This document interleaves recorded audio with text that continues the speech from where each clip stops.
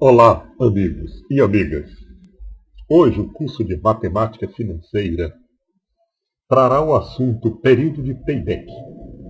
Payback é uma palavra inglesa, lá na Inglaterra, nos Estados Unidos, que foi o berço da análise de investimentos, né? E ela significa o período de recuperação de um investimento. É uma técnica, é um método, uma metodologia que é empregada ao lado de outras técnicas tais como valor presente líquido, VPL, né? Valor atual líquido, ao lado também de outras técnicas para a análise de viabilidade de investimentos. Perfeito? O fluxo de caixa, né, também, fluxo de caixa descontado, é utilizado para análise de viabilidade. Nós aqui vamos utilizar o período de payback nessa aula, o método mais simples. Né? Esse método não vai considerar o valor do dinheiro no tempo, a gente vai ter o valor do dinheiro nominal. Por exemplo, se eu investir R$ 10.000 e for receber R$ 2.000 a cada mês, se eu receber R$ 2.000 a cada mês, ao longo de 5 anos eu recebi 10.000. Então eu recuperei esse investimento em 5 anos. Você também poderia dizer o seguinte: nós vamos ver a recuperação do investimento só em termos de lucros. Vamos supor que desses 2.000, eu obtive R$ 1.000 de lucro. Então, se eu obtive R$ 1.000 de lucro e apliquei 10.000, então 1.000 vezes 10 dá 10 anos. Então, em 10 anos, eu vou obter os 10.000 inicialmente empregados no investimento. Perfeito? Então, no que foi exposto até aqui, vamos partir para um exemplo prático, né, para que a gente possa entender melhor o payback. O payback, ele também é conhecido como período de recuperação de investimento, PRI, ou então período de recuperação de capital, PRC. Vamos aqui ao nosso exemplo. O período de payback corresponde ao tempo necessário para que os fluxos de caixas positivos recuperem os fluxos de caixa negativos, sendo geralmente expresso em anos. O cálculo é feito a partir dos fluxos de caixa nominais.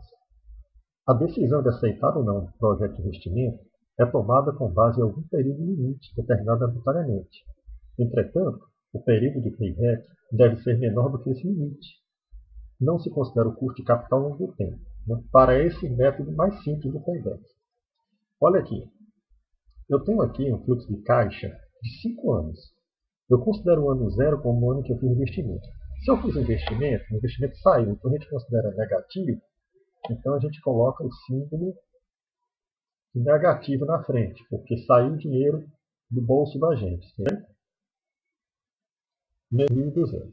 E nos outros anos, houve entradas positivas, certo? Também poderia ser alguma coisa negativa aqui, essa saída. Mas nós estamos falando só com coisas positivas para facilitar o cálculo. Perfeito? E o que foi que eu fiz? Aqui eu fiz um acumulado utilizando o Excel. O acumulado do primeiro ano é o próprio 300. Está aqui, B8, célula B8. No segundo ano, é a célula, né? Do segundo ano, como é que seria? Ó? Igual ao acumulado anterior, que é o C8, mais o valor do próprio ano, que é esse 400, do segundo ano. Faria isso. E aqui eu já posso arrastar as fórmulas para ele dar total. Então significa que eu obtive um fluxo de caixa de R$ 2.300 ao longo de todo esse período, né, de 5 anos. E eu quero saber qual é o momento em que houve exatamente a recuperação do capital. Perfeito? Se a gente observar aqui com bastante atenção, os fluxos de caixa não se concentram somente em uma data do ano, ou seja, esses fluxos podem ser mensais, diários até, não é? Mas nós colocamos apenas um no ano só para facilitar nossos cálculos. A gente poderia fazer isso com base diária. Veja bem, eu investi R$ 1.200, que é esse valor. Para eu recuperar R$ 1.200, olha bem, no primeiro ano eu só obtive R$ 300. No segundo ano eu obtive mais R$ 400. Eu fiquei com R$ 700 no total. Perfeito? Esses R$ 700 que eu tenho aqui, eles ainda não recuperaram os 1.200, mas já está mais próximo. Faltam quantos reais?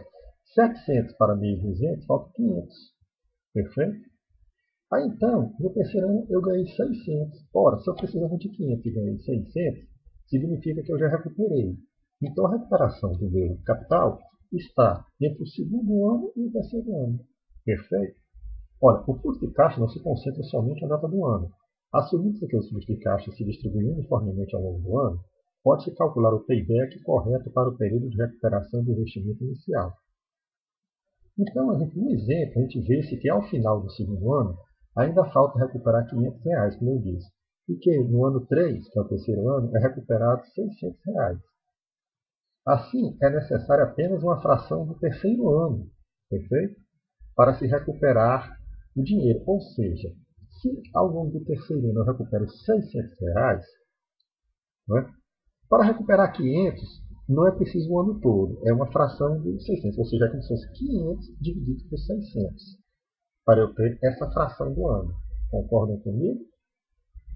Então, vocês fazendo esse cálculo, 500 dividido por 600, perfeito? Dá 0,83. Esse 0,83 significa que é 0,83 do ano.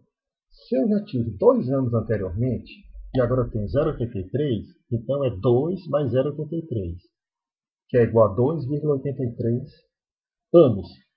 Olha bem, 2,83 anos. Se eu quero saber anos e meses, seriam 2 anos mais 0,83 vezes 12, né? São 12 meses no ano. Não vamos confundir, 2,83 não é a mesma coisa que 2 anos e 8 meses. Pessoal, era o que tínhamos para o momento. Agradeço a atenção de vocês. Na próxima aula falaremos sobre payback descontado, considerando-se o valor do dinheiro do tempo. Continue a avaliar nosso canal e a mandar seus comentários.